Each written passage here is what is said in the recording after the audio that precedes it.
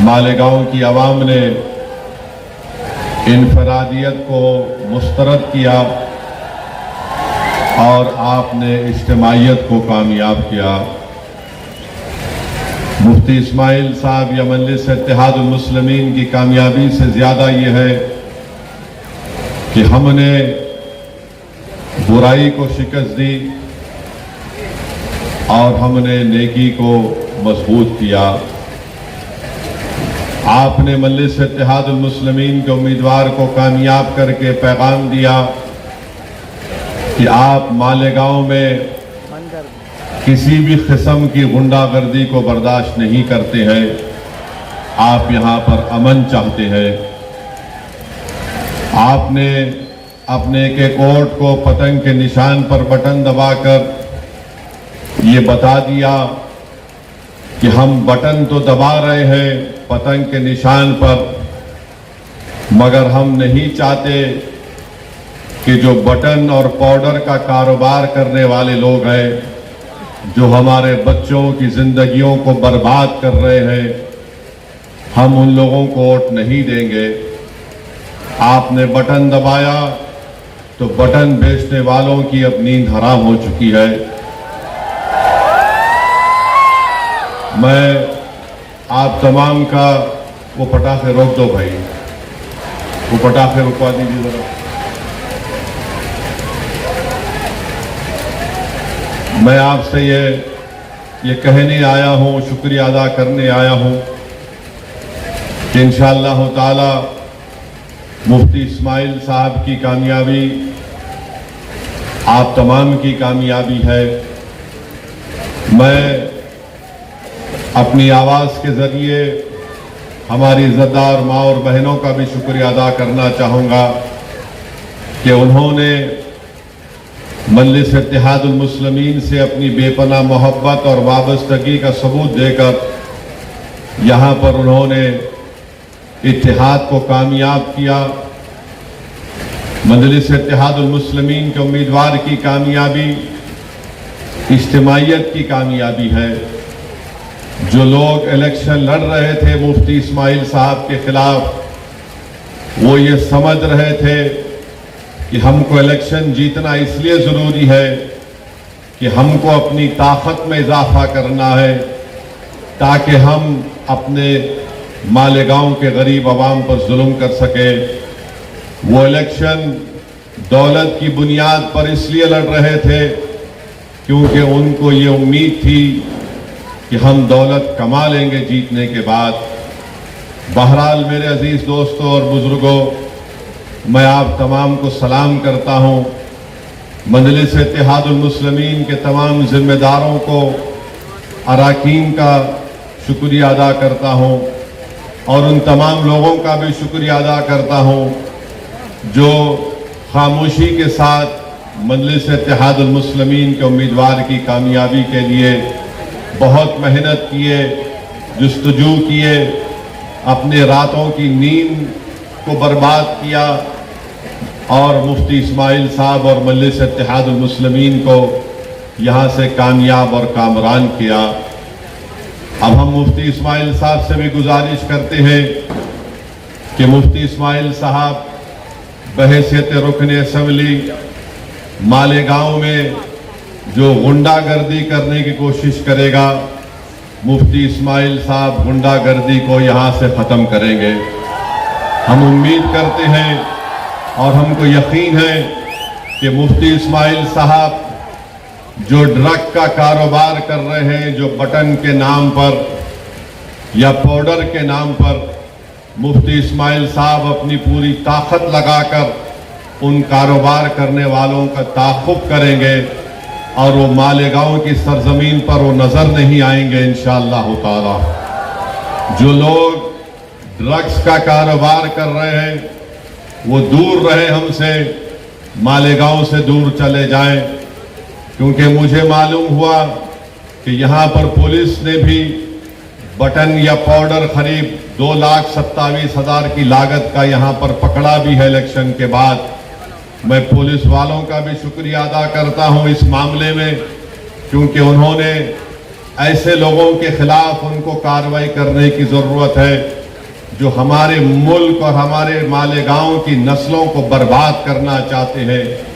अगर आवाम साथ देती रही तो यकीनन इंशाअल्लाह ताला मजलिस इत्तेहादुल मुस्लिमीन और तमाम मजलिस के जिम्मेदारान इस मालेगांव से ये तमाम नशे के कारोबार करने वालों को मुक्त करेंगे। ये ज़मीन उनके लिए तंग हम कर देना चाहिए। ना कोई गुंडागर्दी करे, ना कोई गोली चलाने का दोबारा सोचे, ना कोई नशे का कारोबार करने का ख्वाब देखे। अब इंशाअल्लाह ताला हम मुफ्ती साहब से ये पुरजोर गुजारिश और अपील भी करते हैं कि विकास और तरक्याती काम को अच्छे और बड़े पैमाने पर इंशाअल्लाह ताला मालेगांव में अंजाम दिया जाएगा। क्योंकि अगर हम आज से शुरू करेंगे तो देखते देखते 2029 आ जाएगा, तो हमको और पहले से ज़्यादा उन तमाम तरक्याती और विकास के काम को कराना बेहद ज़रूरी है। मैं हमारे तमाम मजलिस के मेरे रुफ़क़ा से भी अपील करूँगा कि वो मुफ्ती इस्माइल साहब को साथ लेकर पूरे इन तरक्याती और विकास कामों के ताल्लुक से वो दिलो जान से कोशिश करें और उन डेवलपमेंट के काम को करवाएं। आज हमारी मुलाकात पावरलूम के जिम्मेदारों से हुई है। उन्होंने अपने मसाइल हमको बताए हैं। इंशाअल्लाह ताला मैंने उनको कहा है कि मैं दिल्ली जाकर पूरी कोशिश करूंगा कि किस तरीके से मरकजी हुकूमत से हम नुमाइंदगी करके पावरलूम के लोगों को जो सहूलतें मिलनी चाहिए उसके लिए मैं आवाज़ उठाऊंगा पार्लियामेंट में, और इंशाअल्लाह ताला हम मरकजी हुकूमत से नुमाइंदगी भी करेंगे। यहाँ पर जो जिम्मेदार हमसे मुलाकात किए उन्होंने बताया कि यहाँ पर MSEDCL, MDS मीटर और tender B1, B2 registrar, price stamping, UDCPR, GIS, CETP, ACB, BOMS, RTO और इस तरह के एक लिस्ट दी है जो यहाँ पर ज़ेर तकमील काम है। मुफ्ती इस्माइल साहब को भी उन्होंने वो मेज़र दिया है। हम भी मुफ्ती इस्माइल साहब को तंग करते रहेंगे ताकि वो पूरी कोशिश करें। महाराष्ट्र में एक नई हुकूमत बनने जा रही है। अब महाराष्ट्र की नई हुकूमत से भी उनसे भी हम लोग मुतालबा करेंगे, नुमाइंदगी करेंगे कि मालेगांव में भी पूरे तरक्याती काम को अंजाम दिया जाए। मालेगांव में भी जो महाराष्ट्र के दूसरे इलाकों में अगर डेवलपमेंट और तरक्याती काम होती है तो मालेगांव में भी उसका हिस्सा होना चाहिए। मुझे यकीन है कि मुफ्ती इस्माइल साहब एक तजुर्बेकार रुकन असम्बली है। वो ज़रूर आपके मालेगांव के इंसाफ के लिए, मालेगांव की तरक्की के लिए पहले से ज़्यादा आपकी बार ऐवान असम्बली में जाकर यहाँ की आवाम की आवाज़ को और यहाँ की आवाम की ज़रूरियात की तकमील के लिए इंशाअल्लाह पूरी कोशिश करेंगे। जो लोग हमको वोट नहीं दिए मैं उनका भी शुक्रिया अदा करना चाहता हूँ, और हमारे लिए ये बहुत बड़ा एक मौका है कि जो हमको वोट नहीं दिए हम अपने अच्छे काम के ज़रिए उनको दिल को जीते, ताकि वो आइंदा 5 साल के बाद बड़ी तादाद में आकर मजलिस इत्तेहादुल मुस्लिमीन के हक में अपना वोट दे। जमहूरियत है, आप किसको वोट देना चाहते हैं नहीं देना चाहते आपका इख्तियार है, मगर जो प्रोपेगेंडा यहाँ पर किया गया था, जो अज़बियत के मज़ाहरे यहाँ पर किए जा रहे थे, जो यहाँ पर एक नंगा नाच हो रहा था तशद्दुद का, गुंडागर्दी का, ड्रग्स के कारोबार का, मैं आपको सलाम करता हूँ लाखों बार कि आपने उन तमाम ताकतों को मुस्तरद किया, और हमारी कोशिश ये होगी कि हम आपके भरोसे पर उतरें। इंशाअल्लाह ताला हम पूरी कोशिश करते रहेंगे कि आपकी जो तकलीफ है, आपके जो मसाइल हैं, आपके रुकन असम्बली मुफ्ती इस्माइल साहब और मजलिस के ज़िम्मेदारान ये पूरी कोशिश करके आपके मसाइल को हल करवाएंगे। मेरे अजीज़ दोस्तों और बुजुर्गों, मैं साथ ही साथ ये भी कहना ज़रूरी समझता हूँ कि मेरे छोटे भाई जनाब सैयद इम्तियाज़ जलील साहब, नासिर सिद्दीकी साहब को औरंगाबाद से कामयाबी नहीं मिली। आपको याद होगा कि मैं पुकार कर आपसे कह रहा था कि हमको हमेशा नुकसान अपनों से हुआ है, गैरों से नहीं हुआ है।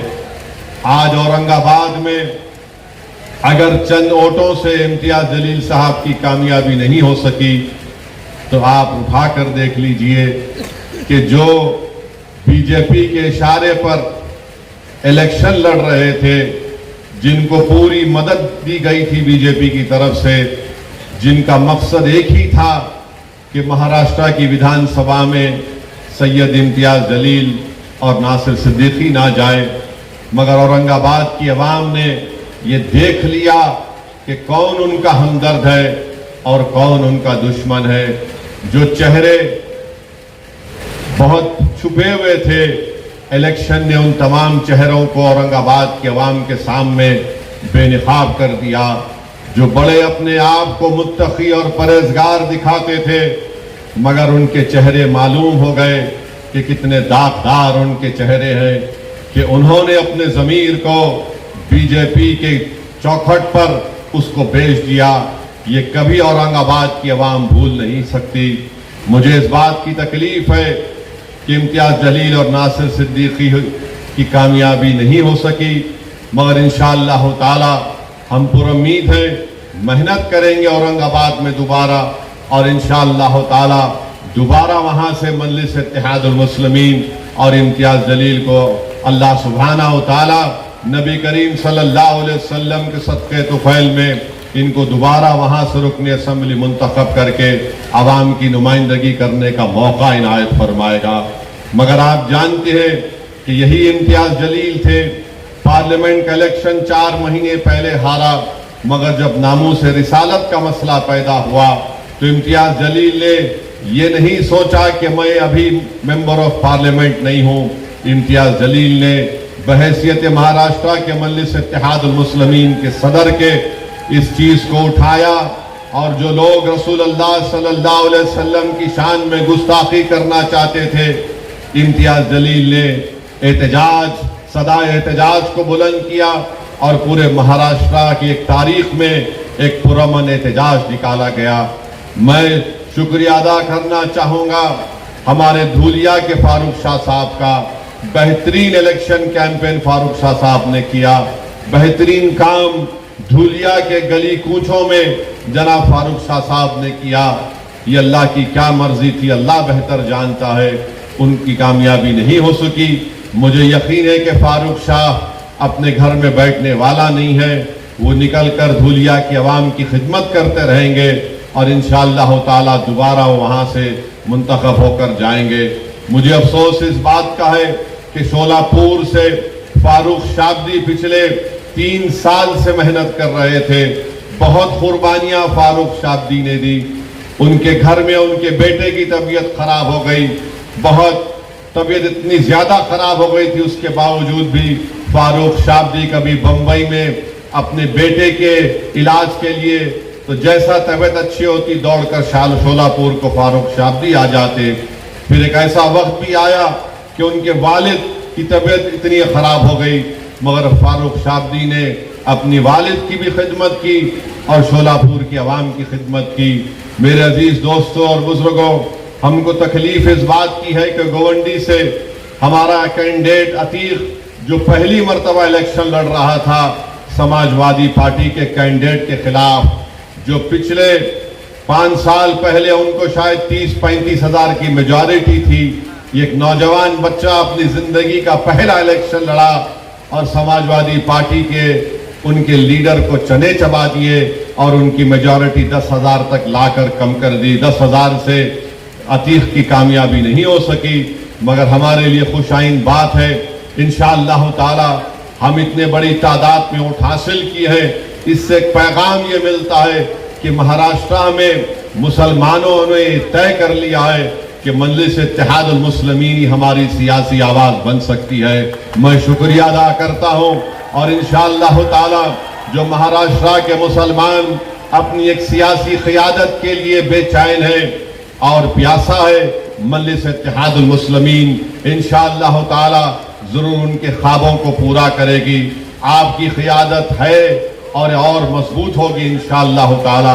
मैंने पहले भी किया और आज भी कह रहा हूँ महाराष्ट्र की सियासत में अगर कोई मुसलमानों का लीडर और कायद है तो उसका नाम सैयद इम्तियाज जलील और मुफ्ती इस्माइल है, और इससे कोई इनकार नहीं कर सकता। हाँ, तुम इलेक्शन जीत के आए हो, मगर क़यादत का तुम दावा नहीं कर सकते। क़यादत का दावा अगर कोई करेगा जिसके पीछे आज महाराष्ट्र के 11% मुसलमान खड़े हैं मजलिस इत्तेहादुल मुस्लिमीन के खिलाफ, वो इम्तियाज जलील और मुफ्ती इस्माइल साहब हैं। मैं आपसे अपील कर रहा हूं कि हमको अपनी जमात को और मजबूत करना है। डरने और घबराने की जरूरत नहीं है। जिस किसी की हुकूमत बनती है बनने दीजिए, मगर मुझे यकीन है कि मजलिस इत्तेहादुल मुस्लिमीन के रुकन असम्बली मुफ्ती इस्माइल साहब बेबाक तरीके से गरीब और मजलूम अवाम की आवाज को उठाएंगे और इंशाअल्लाह ताला आपके मसाइल को हल कराने की वो पूरी कोशिश करेंगे। मेरी आपसे गुजारिश है कि आप मुफ्ती इस्माइल साहब की सेहत के लिए भी दुआ फरमाइए। मगर मालूम भी हुआ कि कल मुफ्ती इस्माइल साहब कहीं पर बैठकर कलेजी खा रहे थे।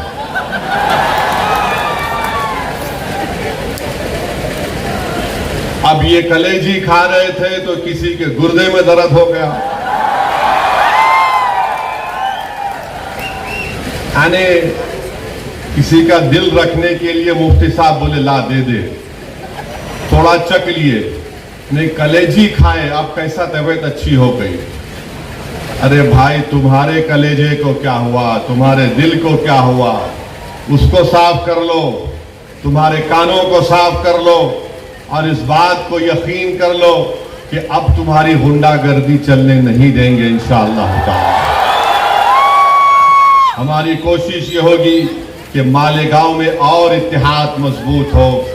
तुमने जो हर घर में मालेगांव में दीवार उठाने की कोशिश की, उन छोटी छोटी दीवारों का सदुद्दीन ओवैसी बुनियाद के साथ उखाड़कर हम फेंक देंगे इंशाअल्लाह ताला। हम अपने घर में दीवार को उठने नहीं देंगे, हम अपने मसाजिद में और इख्तिलाफात को फरोग नहीं देंगे। ये आपको और हमको तय करना है मेरे अजीज दोस्तों और बुजुर्गों। तीसरी अहम बात जो मैं आपके सामने अर्ज करना चाह रहा था, आज औरंगाबाद में मीडिया के लोगों ने मुझसे पूछा कि आरएसएस के सर संचालक मोहन भगवत ने यह कहा कि किसी भी आबादी का पॉपुलेशन गिरना खतरे की बात है, और उन्होंने कहा कि कम से कम 3 बच्चे पैदा करो। और मीडिया ने मुझसे कहा कि आप इस पर कोई तबसरा करिए। तो मेरे अजीज दोस्तों और बुजुर्गों, हमारे मीडिया के लोग भी हैं और माशाल्लाह से पुलिस आज फिर नोटिस दी मेरे को।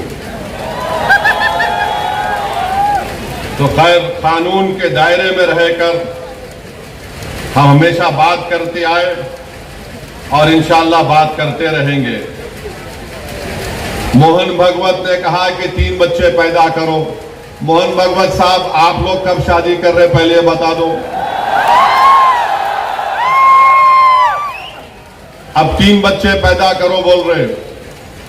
अब आपने, आपके और हमारे कानों ने बरसों से हम सुन रहे, पिछले 10 साल से खास तौर से खुद प्राइम मिनिस्टर वजीर आजम नरेंद्र मोदी ने पार्लियामेंट इलेक्शन के दौरान राजस्थान में कहा था कि हमारे हिंदू बहनों के गलों से मंगलसूत्र उतारकर उन महिलाओं को दिया जाएगा जो ज्यादा बच्चे पैदा करते हैं। वजीर आजम का इशारा मुस्लिम खवातीन पर था। अब मोहन भगवत को कहना पड़ रहा है कि बच्चे ज्यादा पैदा करो। मोहन भगवत साहब, आप 3 बोल रहे, मेरे को 5 है। मुफ्ती साहब, आपको कितने हैं? 4 है। आप बहुत कंजूसी कर रहे हैं। आप इसमें भी कंजूसी कर रहे हैं मुफ्ती साहब। नहीं, गलत नहीं लेना, मैं तो दूसरा मतलब निकालेंगे तुम लोग। इम्तियाज साहब को खाली 2 ही है। अब मोहन भगवत बोले, अरे ठहर जा भाई, मोहन भगवत बोल रहे 3 पैदा करो। ऑर्गेनाइजर आरएसएस की एक मैगजीन है तायीद करने वाली, अक्टूबर 2021 को ऑर्गेनाइजर मैगजीन ने लिखा कि मुसलमानों की आबादी बहुत बढ़ रही है, इसको कम करना चाहिए। अब मोहन भागवत बोल रहे 3 पैदा करो। झारखंड में इलेक्शन हुआ, झारखंड में बीजेपी ने एक इश्तिहार बनाया और इश्तिहार ये था कि एक हमारे हिंदू भाई बहन घर में बैठकर खाना खा रहे, टेबल पर खाना खा रहे, घर के अंदर बेल बजती है, जब दरवाजा खोलते हैं तो क्या देखते हैं कि घर के बाहर कम से कम 40-50 मुसलमान खड़े हुए हैं, बुर्खा पोश खवातीन खड़े हुए हैं, टोपी पहनने वाले मुसलमान पहने हुए। अचानक हिंदू बहन के घर में आ गए और घुस के खाना वाना बैठकर घर में बैठ गए। इलेक्शन कमीशन को वो एडवर्टाइजमेंट को बैन करना पड़ा। अब मोहन भागवत बोल रहे 3 बच्चे पैदा करो। भाई वो पटाखे बंद कर दीजिए, तकरीर हो रही है, पटाखे मत फोड़िए वरना मैं बैठ जाता हूं। फिर मोहन भागवत जो बोल रहे हैं, मैं आपको बता रहा हूं कि कितने मर्तबा हमने सुना कि मुसलमान आबादी बहुत बढ़ा रहे हैं। हकीकत यह है कि 2060 में, अभी हम 2024 में हैं, 36 साल के बाद हमारे हिंदू भाई बहनों की आबादी स्टेबलाइज हो जाएगी 74.7% पर, और उसके 40 साल बाद 2100 ईस्वी में मुसलमानों की आबादी स्टेबलाइज हो जाएगी 18.8%। यानी मुसलमान की आबादी कभी भी इस मुल्क में हमारे हिंदू भाई बहनों की आबादी से ज्यादा नहीं होगी। मगर ये झूठ आरएसएस पिछले 70 साल से फैला रही है, बीजेपी ये झूठ को फैला रही है कि मुसलमान इतनी आबादी बढ़ रही है, इतने बच्चे पैदा कर रहे हैं कि एक दिन इस देश में उनकी आबादी बढ़ जाएगी। ये इनका पहला झूठ। उनका दूसरा झूठ आपको बता रहा हूं, फर्टिलिटी रेट 92-93 में मुसलमानों का 4.41 था। 2019 और 21 में ये नेशनल फैमिली हेल्थ सर्वे मुसलमानों का फर्टिलिटी रेट 2.36 है। माने 92-93 में 4.41 से 2.36 पे आ गया। हमारे हिंदू भाई बहनों का फर्टिलिटी रेट 92-93 में 3.30 था, अब 1.94 है। मगर सबसे ज्यादा गिरावट आई है फर्टिलिटी रेट में मुसलमानों के। और फिर ये लोग बोलते कि हम लोग कॉन्ट्रासेप्टिव इस्तेमाल नहीं करते। माने कॉन्ट्रासेप्टिव को उर्दू में क्या बोलेंगे, हमल रोकना। हाँ, हमल रोकना। आपको जानकर ताज्जुब होगा कि सबसे ज्यादा कॉन्ट्रासेप्टिव मर्दों में यूज करने वाले मुसलमान मर्द हैं। अब आप बताओ, आपका कारोबार चल रहा है मगर आप गाली हमको दे रहे हैं। तो मेरे अजीज दोस्तों और बुजुर्गों, ये बीजेपी और आरएसएस की तरफ से झूठ। और फिर आप मुस्लिम खवातीन भी कॉन्ट्रासेप्टिव इस्तेमाल करती हैं, डेटा है। हिंदू खवातीन 67.9 तो मुस्लिम खवातीन 60.2 इस्तेमाल करती है। मगर आज मोहन भागवत को मानना पड़ा। मैं ये बात हमेशा कह रहा हूं कि इस मुल्क में 25-30 साल के बाद एक बहुत बड़ी आबादी ज़ईफ लोगों की रहेगी, बहुत बड़ी आबादी ज़ईफ लोगों की रहेगी। उनके लिए क्या कर रहे हैं बताओ? जब इतनी बड़ी आबादी, मुल्क की आज 140 करोड़ की आबादी में अगर 30 साल के बाद करीब 35-40 करोड़ के करीब बुजुर्ग लोग रहेंगे तो उनके लिए तैयारी आज से करना पड़ेगा। मगर नहीं, उसकी तैयारी नहीं कर रहे। अब आरएसएस को बोलना पड़ रहा है कि बच्चे पैदा करो, ज्यादा पैदा करो, क्योंकि जापान, वहां की आबादी बूढ़ी हो चुकी है। यूरोप के कई ममालिक हैं, उनकी आबादी बूढ़ी हो चुकी है। आज भारत में, जिसको अंग्रेजी में डेमोग्राफिक डिविडेंड बोलते, कि सबसे ज्यादा नौजवान अगर आबादी पूरे दुनिया में है तो भारत में है। मगर नरेंद्र मोदी उन नौजवानों को रोजगार देना, उन नौजवानों को जाकर बोलना मालेगांव में तुम्हारे पावर लूम की इंडस्ट्री को हम अच्छा करेंगे, तुम यहां पर काम करो, यहां के पूरे महाराष्ट्र की इकोनॉमी को प्रमोट करना, कुछ नहीं। मुल्क में इंडस्ट्रीज को कायम करना, कुछ नहीं। मुल्क में रोजगार की स्कीमों को नाफिज करना ताकि नौजवानों को रोजगार मिल सके, कुछ नहीं। जो नौजवान आर्मी एयरफोर्स में जाता था, जिसके लिए विखार की बात समझी जाती थी, नरेंद्र मोदी ने कहा 4 साल अग्निवीर करो और 4 साल के बाद तुमको 15-20 लाख मिलेंगे, चले जाओ। कुछ नहीं प्लानिंग है। 30 साल के बाद सबसे ज्यादा बुजुर्गों की आबादी भारत में रहेगी।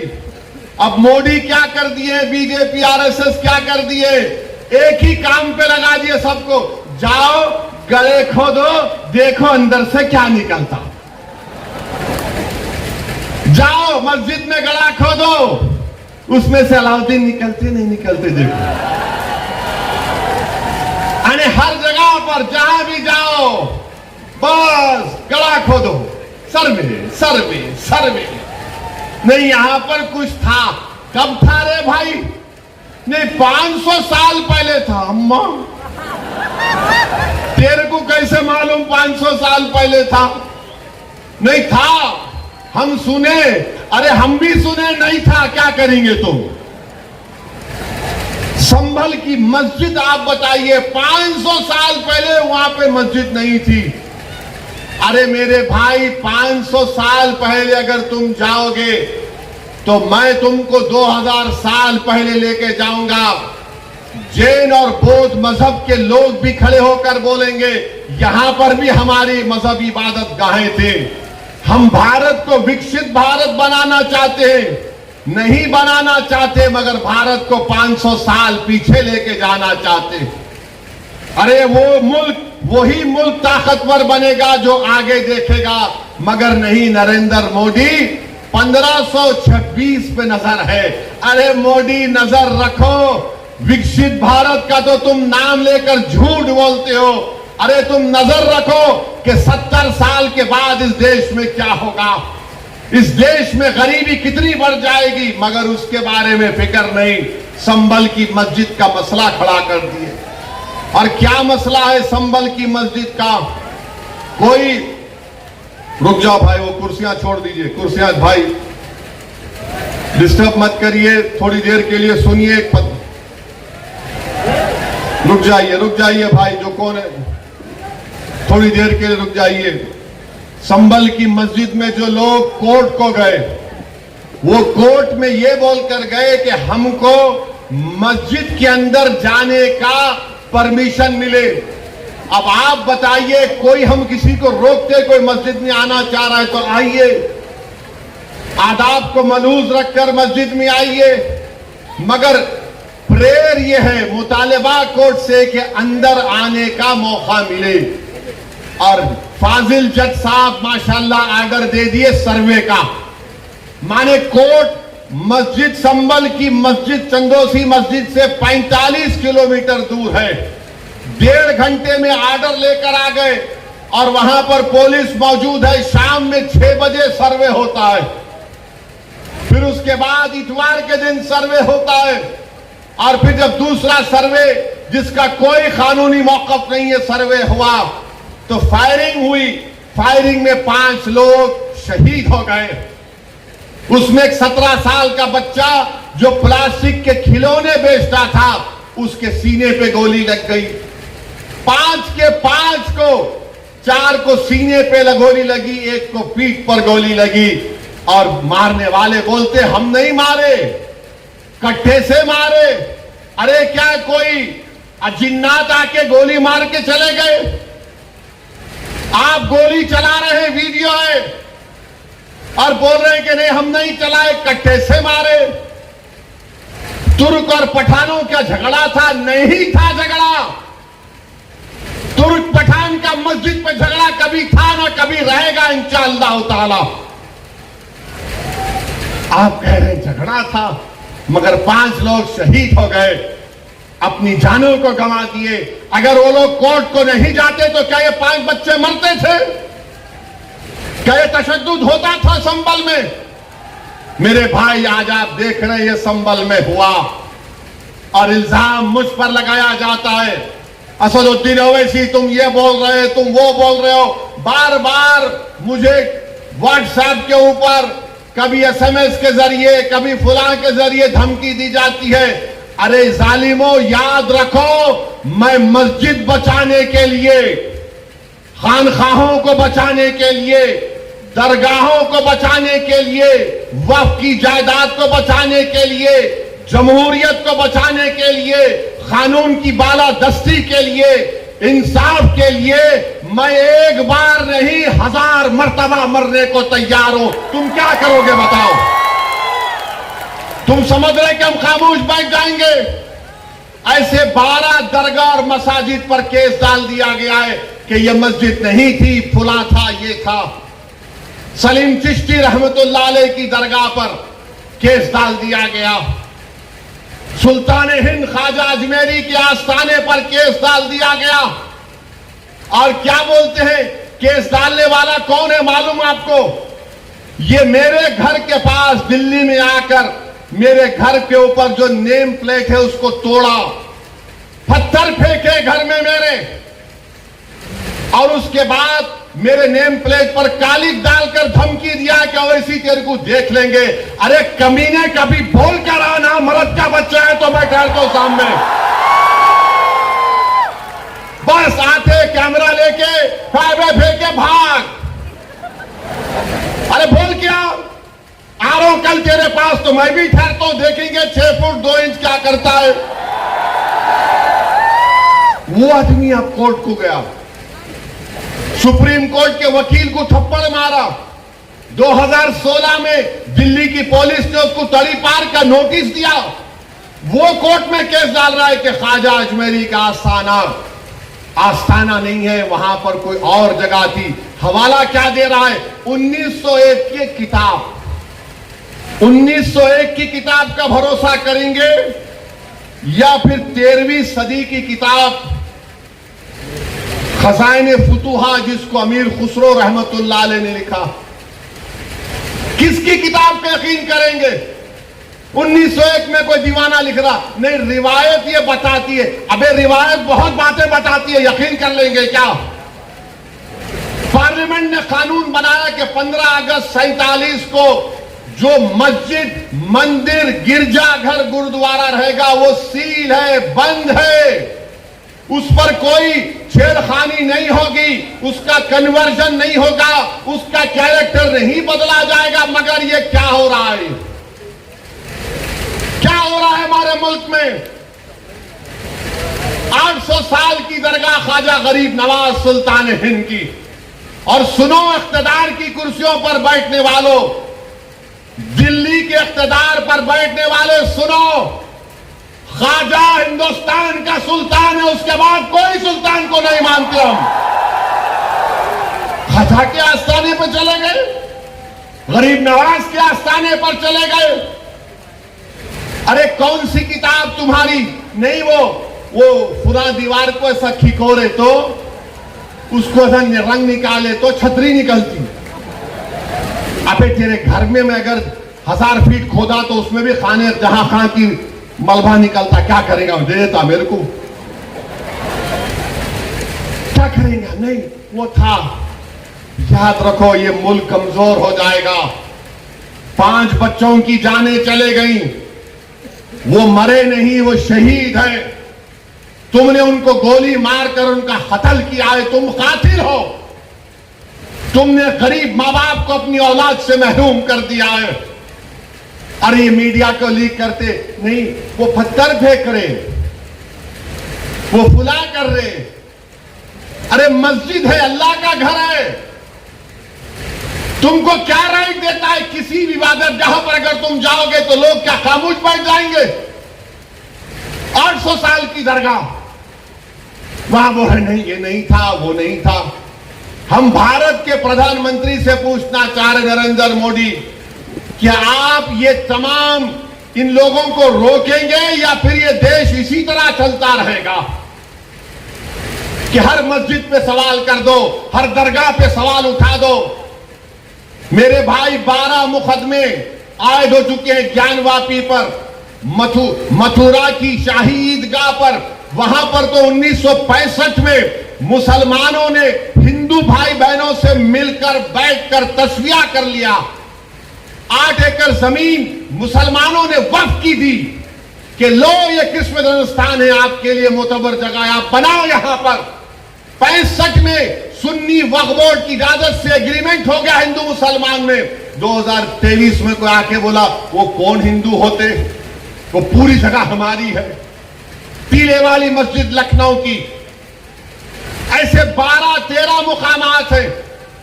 सुप्रीम कोर्ट ने राम मंदिर के फैसले में कहा कि 91 का एक्ट भारत के संविधान का एक अटूट हिस्सा है। और फिर उसके बाद डीवाईसी चंद्रचूड़ सीजीआई थे, वो खामोश हो गए। ओरल ऑब्जर्वेशन किया कि नहीं, सर्वे को असर्टेन करने में क्या बुरी बात है। अरे बुरी बात यह है कि सर्वे कोई एकेडमिक एक्सरसाइज नहीं है। सर्वे क्यों किया जा रहा है? ज्ञानवापी मस्जिद में वजू खाने को सील हो गया। ज्ञानवापी मस्जिद के जुनूबी तरफ हमारे पास नहीं है, वक्फ की जायदाद नहीं है। वो क्या क्या करेंगे आप? और जब बाबरी मस्जिद का फैसला आया था, मैं पुकार कर कह रहा था ये गलत फैसला है, इसके बाद बहुत सी चीजें खुलेंगे। तो मेरे खिलाफ ये वही लोग हैं जो आज इस असेंबली के इलेक्शन में इनको और दो उनको और दो ऐलान किए थे। वो लोग मुझे फोन करके बोले आप ऐसा क्यों बोल रहे हैं, आप एम्यूनेशन दे रहे हैं बीजेपी को। मैंने कहा हजरत दामन बरकाता हूं, जजमेंट आप पढ़ो, ये जजमेंट तमाम चीजों को खोल देगा। मुझसे कहा गया खामोश हो जाओ, ओवैसी तुम मत बोलो। मैंने कहा मौत मेरे को खामोश कर सकती, जब तक अल्लाह जिंदा रखेगा मैं सच्चाई को बयान करूंगा और बयान करता रहूंगा। आज बोलो खामोश हो जाओ। मैं जब कह रहा था तो कोई बोल रहे हैं मत बोलो, इनको क्या है, ये भड़काऊ भाषण दे देते, इनको क्या है, इनको टीवी पे जाके बोलने का शौक है। आज क्या हुआ महाराष्ट्र के चुनाव में? क्या बीजेपी ने क्या कहा जा जाकर? आज हमारे पास करण जैसे, क्या नाम है, यूसुफ पुंजानी आकर तकरीर करके गए, मैं इलेक्शन जीतने का हार गया। उन्होंने कहा कि बीजेपी ने पूरे महाराष्ट्र में प्रचार कर दिया कि फतवा जीतेगा या भगवा जीतेगा। बताओ ये कौन है लोग? अरे आपको अगर इलेक्शन लड़ना है लड़ो, आगे बढ़ो। सिर्फ बैठकर ऐलान करने से नहीं होता, इलेक्शन लड़ो, मालूम होता आपको कैसे वोट हासिल करना पड़ता है। एक आलिम दीन मुफ्ती इस्माइल आपके सामने जो इलेक्शन लड़ रहा भी है, मिंबर रसूल पर आपको अच्छाई को बयान भी करता है और चुनाव भी लड़ता है। मगर यह क्या बात है कि इलेक्शन आएगा इनको वोट दो उनको वोट दो। अरे आप लड़ो, आप नहीं लड़ सकते तो अपने दामाद को लाओ, चलो लड़ो ना, क्यों नहीं रोकते? नहीं हम इनको बोलेंगे, उनको बोलेंगे। क्या हुआ? आपने बीजेपी को हैंडल दे दिया। यूसुफ पुंजानी कह रहा है कि बीजेपी गली गली जाकर ऐलान कर दी कि फतवा जीतेगा या भगवा जीतेगा। अरे जब सियासत नहीं आता करना तो मत करो, दुआ करो या हिकमत अमली से इख्तियार करो। नहीं, हमको सब चीज होना। देख लिए क्या हुआ। अब किधर है आप, किधर है नहीं मालूम। कहां वो लोग जो औरंगाबाद में बोले थे इम्तियाज जलील को वोट मत दो, उस समाजवादी कैंडिडेट को वोट दो, बोले थे अरे चेहरा दिखाओ औरंगाबाद के अवाम के सामने तुम। अरे लिफाफों पे जिंदगी गुजारने वालों, शर्म से डूब मरो तुम। मेरे घर को आए थे, मेरे घर को आए थे हैदराबाद को, बगैर बोले मेरे घर को आए। मैं वक्फ के बिल की मीटिंग में जा रहा था, पलट मेरा कार्ड फोन करा के साहब इतने लोग आए, मिला। घर पे आए तो मैंने कहा कि मेरा घर इतना बड़ा नहीं है, आप लोग 20 लोगों को ले लीजिए। 20 लोगों को बिठाया, वो बात करे, मैं बात करा, लेटर लिख के दिए, इनको टिकट दो, मतलब मैं गौर करूंगा। फिर जाने से पहले मैंने एक अल्लाह के वली के अंग्रेजी कुरान का तर्जुमा जो टर्की का छपा हुआ है, उसकी 4 कॉपियां इन जिम्मेदारों को दिया कि आप मेरे घर को आए। ये एक अल्लाह के वली की कुरान का तर्जुमा है। एक एक के हाथ में दिया तो औरंगाबाद जाके बोले हम घर को गए थे, हमारे को चाय तक नहीं पिलाए। अरे आप पहले से बोल देते तो नान खलिया खिला देता मैं आपको। मेरे को नहीं मालूम था कि तुम मेरे घर को खाना खाने आ रहे हो। अरे तुमको कुरान करीम दिया ना हाथ में, अल्लाह का कलाम तुम्हारे हाथ में दिया, तुमको उसका भी लिहाज नहीं है और तुम दावा करते हो कौन का। बहुत बोल सकता हूं, याद रखो मेरी जबान को लगाम नहीं है, तुम्हारा घर से निकलना महाल कर दूंगा मैं यहां पे। मेरे भाई इमाम शाफई मुफ्ती साहब बैठे हुए, इमाम शाफई रहमतुल्लाह अलैह का जमाना है। एक दौलतमंद ने कहा कि अगर अल्लाह मेरे को बेटी देगा तो जब उसकी शादी करूंगा दीन और दुनिया की दौलत उसको दूंगा। जब बेटी की शादी का मौका आया उलमाए किराम के पास गया, उलमाए किराम ने कहा कि नहीं तू नहीं दे सकता, दीन और दुनिया की दौलत तो कैसे देगा, तेरी कसम गलत हो गई। इमाम शाफई के पास गए, इमाम शाफई बोले बहुत आसान है। इमाम शाफई रहमतुल्लाह अलैह ने कहा तेरी बेटी की शादी कब है? उसने कहा फला दिन है। बोले मैं आ रहा हूं, चला जाओ।